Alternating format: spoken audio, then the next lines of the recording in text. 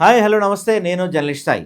బొల్లిశెట్టి సత్యనారాయణ గారు. బొల్లిశెట్టి సత్యనారాయణ గారికి జనసేన పార్టీతో ఎటువంటి అనుబంధం లేదని తెలియజేస్తున్నామని చెప్పి జనసేన పార్టీ నుంచి ఒక నోట్ రిలీజ్ చేశారు. బొల్లిశెట్టి సత్యనారాయణ గారు జనసేనలో అత్యంత సీనియర్ నాయకులు. పార్టీ పెట్టిన మొదటి నుంచి జనసేనలో ఉన్నారు.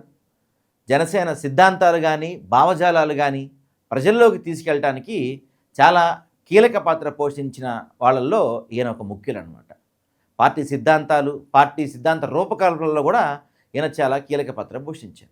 సో అలాంటి వ్యక్తికి నిన్న పార్టీ నుంచి ఒక గిఫ్ట్ హ్యాంపర్ పంపించారు అనమాట. ఆ గిఫ్ట్ ఏంటంటే, మీ అవసరం మాకు లేదు, శ్రీ బొల్లిశెట్టి సత్యనారాయణకు జనసేన పార్టీతో ఎటువంటి అనుబంధం లేదని తెలియజేస్తున్నాం. ఆయన తన వ్యక్తిగత సిద్ధాంతాలను అనుసరించే నిమిత్తం పదవి బాధ్యతల నుంచి తప్పుకోవాలని నిర్ణయించుకున్నప్పుడు పార్టీ అధ్యక్షులు శ్రీ పవన్ కళ్యాణ్ గారు అంగీకరించారు. శ్రీ బొల్లిశెట్టి సత్యనారాయణ గారు చేపట్టే కార్యక్రమాలకి పార్టీకి ఎటువంటి సంబంధం లేదు అని చెప్పి ఆయన చెప్తున్నారు. Very good point. ఇక్కడ వీళ్ళు ఏమంటున్నారు చాలా క్లియర్గా చూడాలండి ఇది, ఎందుకంటే చాలా ఇంపార్టెంట్ థింగ్ అనమాట ఇది. ఇక్కడ ఏం రాస్తున్నారంటే, శ్రీ బొల్లిశెట్టి సత్యనారాయణ గారు జనసేన పార్టీతో ఎటువంటి అనుబంధం లేదని తెలియజేస్తున్నాం. ఆయన తన వ్యక్తిగత సిద్ధాంతాలను అనుసరించే నిమిత్తం పదవీ బాధ్యతల నుంచి తప్పుకోవాలని నిర్ణయించుకున్నప్పుడు పార్టీ అధ్యక్షులు పవన్ కళ్యాణ్ గారు అంగీకరించారు. శ్రీ బొల్లిశెట్టి సత్యనారాయణ చేపట్టే కార్యక్రమాలకి పార్టీకి సంబంధం లేదు అన్నారు. ఇక్కడ ఒకసారి మనం కొంత ఫిబ్రవరి 24కి వెళ్దాం.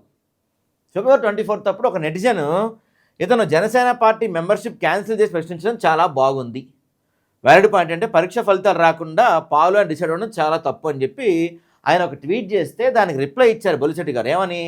నేను జనసేన పార్టీలోనే ఉంటాను, రాజీనామా కేవలం పదవులకు మాత్రమే, అది కూడా కోర్టులో ప్రభుత్వంపై వేసిన కాలుష్యం కేసుపై తీర్పు వచ్చే వరకు ఆయన చాలా స్పష్టంగా చాలా క్లియర్గా మెన్షన్ చేశారు.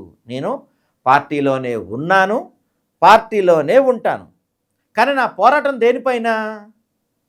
కొల్లేరు సరస్సు పైన, మరికొన్ని పర్యావరణాన్ని పాడు చేస్తున్న అంశాలపైన నా పోరాటం అని చెప్పారు.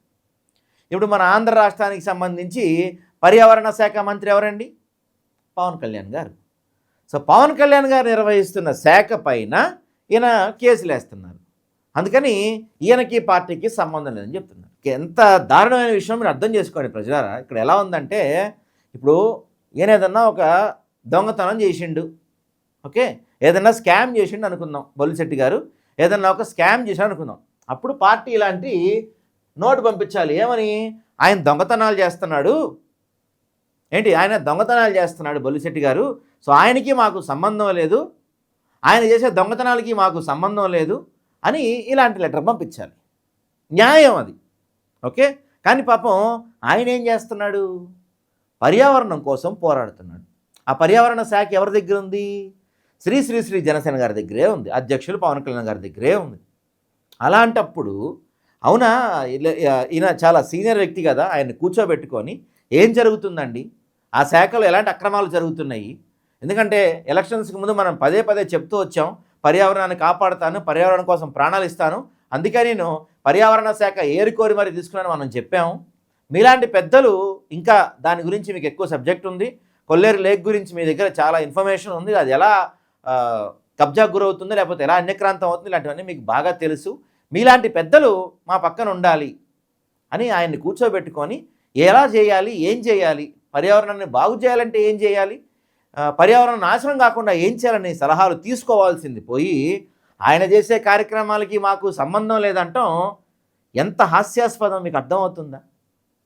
చాలా క్లియర్గా ఆలోచించాలి ప్రజలారా. పవన్ కళ్యాణ్ గారు ప్రభుత్వం రాకముందు చెప్పింది ఏంటి? ఆడవాళ్ళ కోసం పోరాడతాం, ఆడవాళ్ళని ఏమన్నా అంటే తలలు తీసే చట్టాలు తీసుకొస్తామని చెప్పి ఒక మాట పదే చెప్పేవాళ్ళు.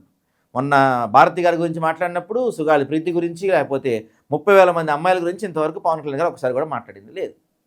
దాని తర్వాత ఇప్పుడు పర్యావరణం కోసం నేను ఏమన్నా చేస్తాను, పర్యావరణం బాగుండాలి లేదని చెప్పిన వ్యక్తి ఈరోజు పర్యావరణం కోసం ఒక ఆయన కష్టపడుతుంటే ఆయనకి మాకు సంబంధం లేదని చెప్పడం ఎంతవరకు సమంజసం మీరు చెప్పండి ప్రజలారా. క్లియర్గా చెప్తున్నాడు ఈయన పాపం పర్యావరణం కోసం కష్టపడుతుంటే అది మాకు నచ్చట్లేదు, అందుకని దానికి మాకు సంబంధం లేదంటాం. ఏమన్నా న్యాయం ఇది? ఇట్లా డబుల్ స్టాండర్డ్స్ అనమాట ఇవన్నీ కూడా. జనసేన పార్టీ అవలంబిస్తున్న డబుల్ స్టాండర్డ్స్ ఇవన్నీ కూడా. దానికి ఆయన రిప్లై ఇచ్చారు. ఆయన మా లెటర్కి ఆయన కత్తిలాంటి రిప్లై ఇచ్చారు. నొప్పి పుట్టకుండా, కర్ర ఇరక్కుండా, పాము సావకుండా అంటారు చూసారు, అట్లయినా మంచి రిప్లై ఇచ్చారు. ఈయన ఏమని ఇచ్చారు? గౌరవనీయులైన జనసేన పార్టీ అధ్యక్షులు మరియు గౌరవ ఉప ముఖ్యమంత్రి శ్రీ పవన్ కళ్యాణ్ గారికి పర్యావరణ పరిరక్షణ మరియు మానవ హక్కుల కోసం రాష్ట్రం మరియు దేశ స్థాయిలో మరింత చురుగ్గా పనిచేయాలని నా అభ్యర్థనను మన్నించి నన్ను పార్టీ బాధ్యతల నుంచి విముక్తం చేసేందుకు మీకు నా హృదయపూర్వక ధన్యవాదాలు. పార్టీ పరంగా దూరమైన, సిద్ధాంతాల పరంగా మన అనుబంధం ఇలాగే కొనసాగాలని కోరుకుంటున్నాను. మనల్ని కలిపిన, మనం కలిసి పనిచేద్దామనుకున్న పర్యావరణాన్ని పరిరక్షించే అభివృద్ధి ప్రస్థానం కోసం నేను కోరగానే నన్ను పదవీ బాధ్యతల నుంచి విముక్తుని చేస్తూ పర్యావరణ పరిరక్షణ వైపు అడుగులు వేయడానికి మీరు చూపిన చొరవకు కృతజ్ఞతలు. ఇక్కడ చూసారా పాయింట్? మనల్ని కలిపిన, మనం కలిసి పనిచేద్దామనుకున్న పర్యావరణాన్ని రక్షించే పని నేను చేస్తా అన్నందుకు మీరు నాకు మీ పార్టీకి సంబంధం లేదని చెప్పారా అనే స్థాయిలో ఆయన వ్యాఖ్యలు అవి. ముఖ్యంగా కొల్లేరు సరస్సు రక్షణ విషయంలో రాష్ట్ర వ్యాప్తంగా పర్యావరణ పరిరక్షణ మరియు భూ నిర్వాసితుల సమస్యల విషయంలో మీరు పర్యావరణ శాఖ మంత్రిగా ఉన్నందున మరింత చొరవ చూపి ఆ సమస్యలను పరిష్కరిస్తారని ఆశిస్తున్నాను. ఎలా ఉందండి ఈ పాయింట్? పంచ్ పాయింట్, హుక్లైన్ ఇదే. ఈ మొత్తం సినిమాకి ట్విస్ట్ ఇదే. పర్యావరణ శాఖగా మీరే ఉన్నారు, మీరు నన్ను మనం అనుకున్నవి కొల్లేరు సరస్సు విషయంలో మనం అనుకున్నవి ఇంకా బాగా చేస్తారని మీరు ఆశిస్తున్నాను అని చెప్తున్నారు. అలాగే పర్యావరణ ప్రభావం అంచనా అంటే ఎన్విరాన్మెంట్ ఇంపాక్ట్ అసెస్మెంట్ లేకుండా చిత్తడి నేలను ఆక్రమించడం, వ్యవసాయ భూముల భూ వినియోగ మార్పిడి అంటే ల్యాండ్ యూజ్ కన్వర్షన్ వంటి నిరోధించి ప్రకృతిని కాపాడే విషయంలో మీ వంతు బాధ్యతను మీరు చిత్తశుద్ధితో నిర్వహిస్తారని ఆశిస్తున్నాం. వ్యక్తిగత సిద్ధాంతాలకు మరియు సామాజిక బాధ్యతలు విలువనిస్తూ నా నిర్ణయాన్ని ఆమోదించిన మీ పెద్ద మనసుకు మరోసారి ధన్యవాదాలని చెప్పి బొల్లిశెట్టి గారు రిప్లై ఇచ్చారండి. ఇప్పుడు ఎంత దారుణం చూసారా? సిద్ధాంతాలు కలిసి పనిచేద్దాం అనుకున్నారు, ఇప్పుడు ఆ అంశం ఆయనకు నచ్చట్లేదు. ఎందుకంటే మా శాఖ మంత్రికి ఆయనే ఉన్నారు కదా. దీనిపైన జనం ఏమంటున్నారు చూద్దాం ఒకసారి. జనం దాదాపు 94 మంది కామెంట్ చేశారు ఈ పోస్ట్కి. వాళ్ళు ఏమంటున్నారు చూద్దాం ఒకసారి. న్యూయెస్టే పెడదామండి. బొల్లిశెట్టి నారాయణ వద్దు, అరవ సరిదరి ముద్దు, దండవరా వారిసా అంట. అదండి నెటిజన్ల రియాక్షన్స్ ఇవన్నీ. నేనేదో అంటున్నాయి కాదు, ఇవన్నీ నెటిజన్ల రియాక్షన్స్ ఇవి. నాకు అర్థం కాదు ఏంటంటే, సార్ మీరు పర్యావరణం గురించి పోరాడుతున్నారు, జనసేన సిద్ధాంతాల్లో పర్యావరణ పరిరక్షణ కూడా ఉంది కదా, మరి పార్టీలో ఉండి ఫైట్ చేయొచ్చు కదా. దానికి పార్టీకి రాజీనామా చేయడం దేనికి?